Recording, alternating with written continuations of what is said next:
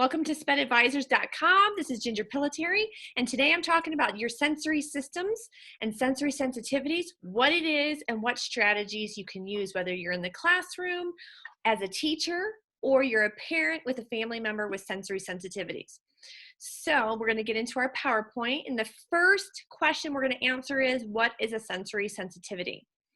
So basically, a sensory sensitivity is how aware an individual is in regards to their sensory systems, whether this is through your sight, your sound, your taste, your touch, or even your smell system. Oftentimes, our children or family members exhibit inappropriate reactions to their environment through their 5 senses. This is called a sensory sensitivity. This can be demonstrated through various sounds that they hear, maybe textures on their clothes, lights around them, or even odors. And I just want to throw out some statistics to you. About 90% of learners with autism spectrum disorder display a sensory sensitivity. But overall, sensory sensitivities affect up to about 3 million children in the United States. So, sensory sensitivities are not limited to only learners with special needs or sitting in a special education classroom. There are typical learners out there that have these sensory sensitivities. And it has been documented through research that when a sensory need is not addressed or fulfilled, that inappropriate behaviors, or as a teacher would say, atypical behaviors, would begin to emerge or start to being seen. And this can look like so many different ways. That could be a kid having a temper tantrum. Maybe a learner with autism is flapping their hands, covering their ears, withdrawal, inattention, lack of controlling your emotions, distractibility, even having an insensitivity to even pain. So these are just a few of ways that a student or a learner, even an adult with a sensory sensitivity, could demonstrate this sensory awareness. So researchers have discovered that when a sensory need is not adequately addressed, that the outcomes are very overwhelming for the child, all right? But not just for the child or the adult, also for their family member. So the first sensory system that we're going to get into is the sensory seeker. And we're going to kind of go over all 3 of these right here on this part of the PowerPoint. And a sensory seeker is a learner who craves or seeks out a high intensity sensory sensation or extreme stimulating activities. This individual also could be identified as someone who looks for unusual sensory interests. This individual is inclined to be uncoordinated, impulsive, distracted, highly energetic, constantly on the move, aggressive, and may even require higher amounts of sensory feedback to address their excessive desire for sensory input. Some examples of this individual include that when they're playing with toys, this learner may bang items, crash into the wall for direct pressure, stare intensely into lights, or even sniff pungent odors, okay? So this person who has, if a person has typical sensory system, many of these examples would be considered to be too painful for them or too intense. But for an individual seeking out sensory sensations, that is exactly what they're trying to do, seek out these unusual responses. So as far as this individual's academic behaviors, if they see a classroom assignment as overwhelming or even understimulating, which could be boring, the learner could simply avoid the task altogether without even explaining what's going on inside of them, to their teacher, okay? Now, the next one is the under-responder. This next classification of person or individual, child, adult, doesn't matter who it is, okay, because it can affect anyone at any age. But this type of person can be more passive. They underreact to situation.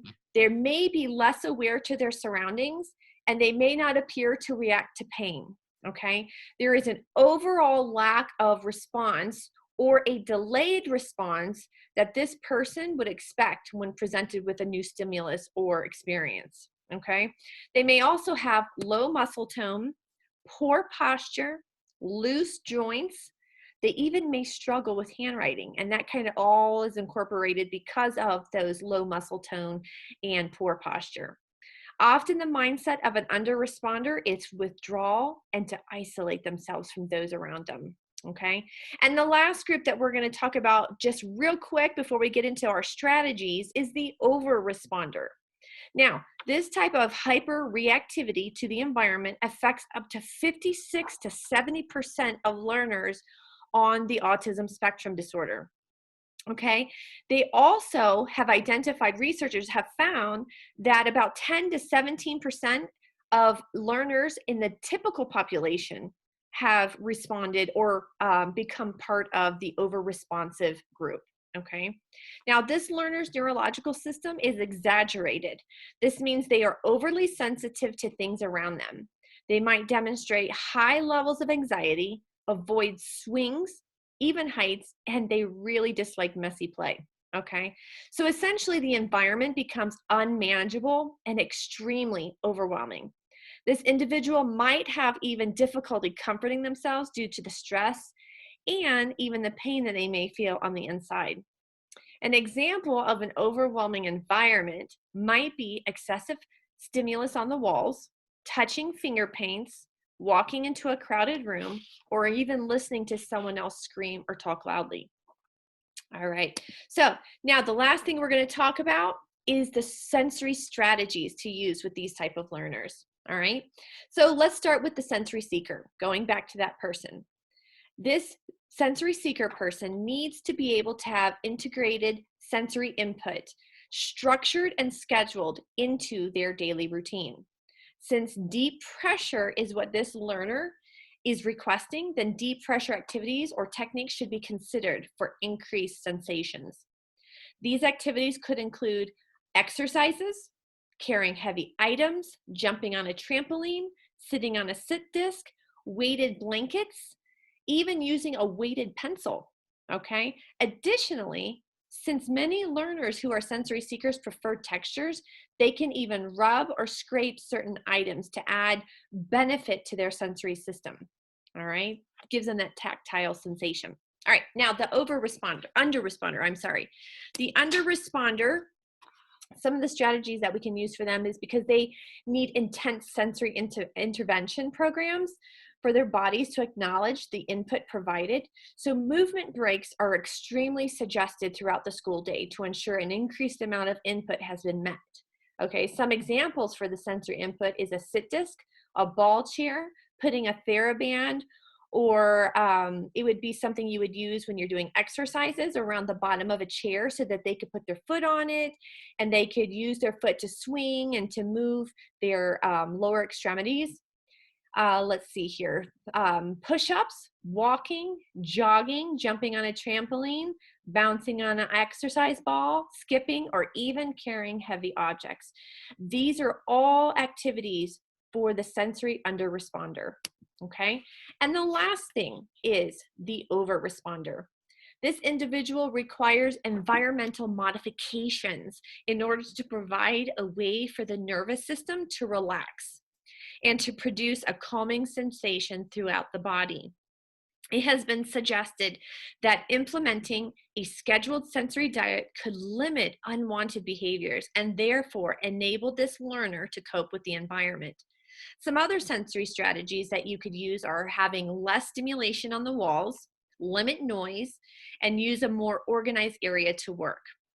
Utilizing these calming strategies, even noise canceling headphones, or even having natural light around them can really help to calm their sensory system. And lastly, you can have the individual go swimming, jump on a trampoline, bounce on a yoga ball, or even wear a compression shirt or blanket. So I really hope that you enjoyed some of these sensory strategies. I hope they were helpful with you today.